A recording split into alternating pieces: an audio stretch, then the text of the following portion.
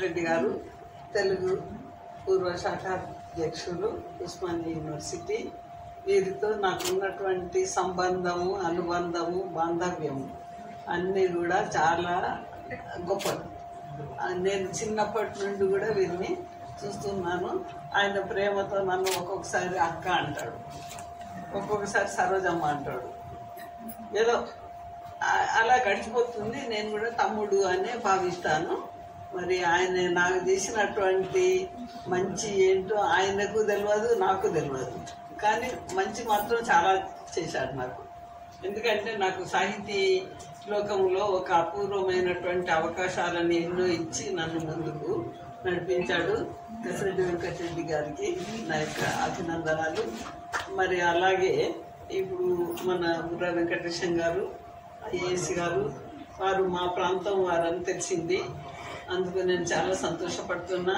ఆయన రాగానే ఎస్సీఆర్టీని మొత్తం ప్రక్షాళన చేసిండు. మొత్తం ఒక ఏ డిపార్ట్మెంట్లో ఎవరెవరు ఉన్నారు, ఎందుకు ఉన్నారు, వారు ఏం చేస్తున్నారు, ఎట్లా ఎస్సీఆర్టీ కార్యకలాపాలు జరుగుతున్నాయి అనే దాని మీద తను చాలా దీర్ఘంగా ఆలోచించి లోతైన అధ్యయనం చేసి ఎస్సీఆర్టీలో ఉన్నటువంటి చెత్త చెదారాన్ని మొత్తం ప్రక్షాళన చేశారు. అందుకు వారు ఇక్కడ లేకున్నా కానీ సభాముఖంగా వారికి నేను నా యొక్క అభినందనలు తెలియపరుస్తున్నాను. ఎందుకంటే అంత ధైర్యంగా ఎవరు చేయరు, ఏదో చూడనట్టు పోతుంటారు. మరి డిపార్ట్మెంట్లో జరిగే ఎన్నో అక్రమాలు, అన్యాయాలు ఎన్నో ఉన్నాయో కప్పిపుచ్చుకునే వాళ్ళు చాలా మంది ఉన్నారు. వాటిని వెలికి తీసే వాళ్ళని వెనక్కి దోసే వాళ్ళు ఇంకా చాలా మంది ఉన్నారు. అలాంటి వ్యవస్థ లోపల మనం ఉన్నాము. మన ఇనెబిలిటీని మనం చేసుకుందామా ఏమో నాకు అర్థం కావడం లేదు. ఇప్పుడు నేను రంగుల ప్రపంచంలో నాకేం అర్థం కావడం లేదు. ఒక్కొక్కసారి మొత్తం మైండ్ మొత్తం బ్లాంక్ అయిపోతుంది. అప్పుడు నేను ఏం చేయాలి ఆలోచిస్తుంటాను. ఏం చేయలేను. కానీ మా లచ్చయ్య గారు లాంటి వాళ్ళు ఏమంటారంటే ఫైటింగ్ అంటారు. ఆయన ఒక్కనే ఫైట్ చేస్తున్నావు, నువ్వు ఫైట్ చేయాలి. ఆయన గట్టి మరి ఇప్పుడు ఉన్నతమైనటువంటి వాళ్ళు ఉన్నారు. వారు నాకు స్ఫూర్తిగా నిలుస్తున్నారు. అందుకు నేను చాలా ఛాయారతన్ గురించి ముందే చెప్పాను. కిషన్ సెక్రటరీగా ఉన్నప్పటి నుండి బాగా పరిచయము. మరి ఆఫీస్కు వెళ్ళేదాన్ని. ఆమె అమితంగా ప్రేమిస్తారన్నమాట. నన్ను ఎంత ఇష్టపడుతుందో తెలియదు. వచ్చింది అయినా కూడా తను అసలు కూడా ఏమీ నిరుత్సాహపడకుండా తను రాసింది, పంపించింది. నాకు ఉద్యోగం ఉన్నా కూడా ఇంకొక ఉపాధి కల్పించింది. తను రాసినాక నా ఉద్యోగం అయిపోయిన తర్వాత ఇంకో 30 పేజీలు స్కాన్ చేయాలనేసరికి గుండె గుబేలు మారేదన్నమాట. 30 పేజీలు స్కాన్ చేయడం అంత కష్టం కాదు, తను 30 పేజీలు రాయడం చాలా కష్టం.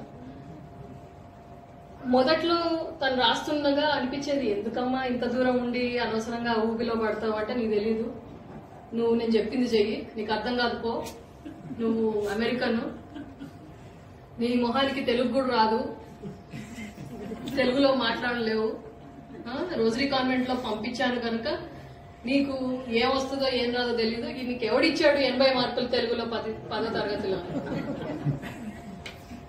సరే అంతా అయిపోయింది. మరి పండిత పుత్ర పరమసుంట అంటావు, అన్ని అంటావు, తెలుగు రాదంటావు, మరి తెలుగు ట్రాన్స్లేషన్, అరే అప్పి ఈ ఇంగ్లీష్ పదానికి తెలుగు ట్రాన్స్లేషన్ ఏంట్రా అంటే, అప్పుడు ఎట్లా గుర్తుకొస్తా నేను?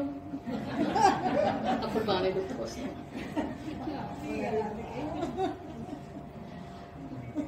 తన జ్ఞాపక శక్తి అద్భుతం. చాలా మంది అంటారు 83-84 ఇయర్స్ ఏం గుర్తుంటది అంటే, మీరు తన సరోజం చదివితే మీకు తెలుస్తుంది తన జ్ఞాపక శక్తి ఎంత అద్భుతం. కంటే ఇంకేదైనా వర్డ్ ఉంటే ప్లీజ్ నాకు సహాయం చేయండి. తను ప్రగతిశీలి, యాజ్ ఇన్ వెరీ ప్రోగ్రెసివ్, కానీ వెరీ కంటెంపరీ, కన్వెన్షనల్, ట్రెడిషనలిస్ట్, సంప్రదాయవాది. నాకు ఒక చిన్న మనవి, మీరు ఒక 2 రోజులు 3 రోజుల వ్యవధిలో ఇన్విటేషన్ పంపించగానే అందరూ వచ్చారు. కానీ ఒక్క రిక్వెస్ట్, టెక్నాలజీ డెవలప్మెంట్ ఫోకస్ ఇప్పుడు చాలా ఉన్నది. మనము ఐప్యాడ్లు వాడతామా లేకపోతే పిల్లలకి టెక్నాలజీ నేర్పుతామా అని చాలా ఫోకస్ ఉంటుంది. కానీ లాంగ్వేజ్ని మాత్రం, మన తెలుగు భాషని మాత్రం మర్డర్ కాకుండా ప్లీజ్ చూసుకోండి.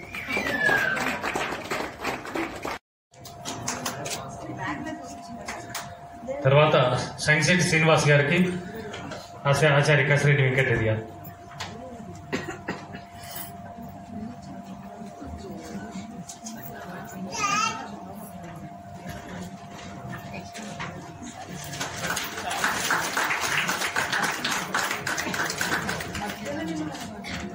తర్వాత బండా శివప్రసాద్ గారికి ఆచార్య కసిరెడ్డి వెంకటరెడ్డి గారు అందరినీ సన్మానించారు.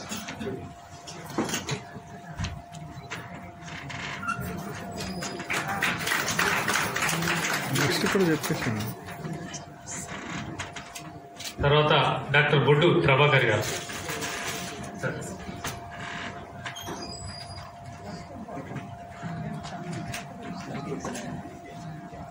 తర్వాత ఎన్ శ్రీనివాసు రెడ్డి గారు.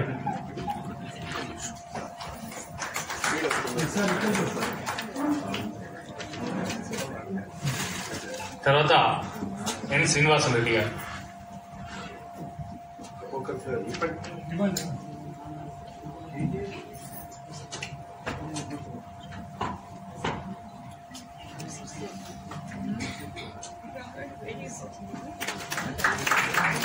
తర్వాత సంగీత రెడ్డి గారు, శ్రీమతి సంగీత రెడ్డి గారు.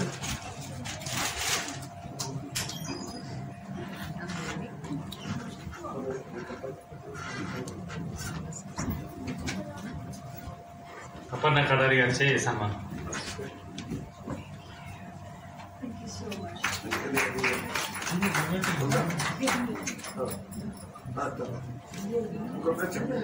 అలాగే ప్రొఫెసర్ గణేశ్వరరావు గారు.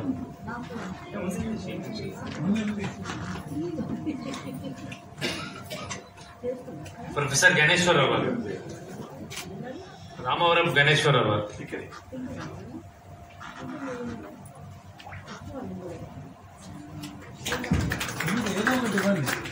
అలాగే డాక్టర్ బుద్ధోజీ గారు.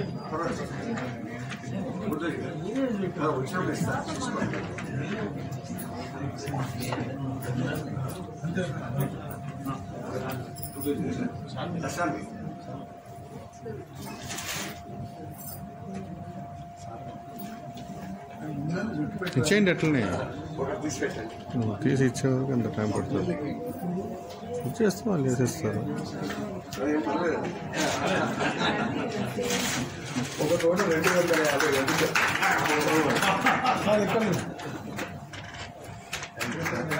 అవునండి.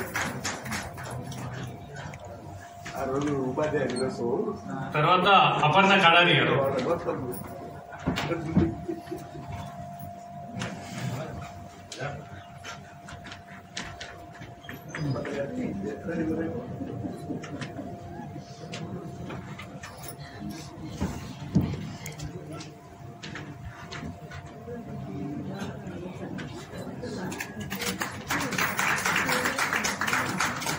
తర్వాత నాది కూడా ఒక శాలువా ఉంది.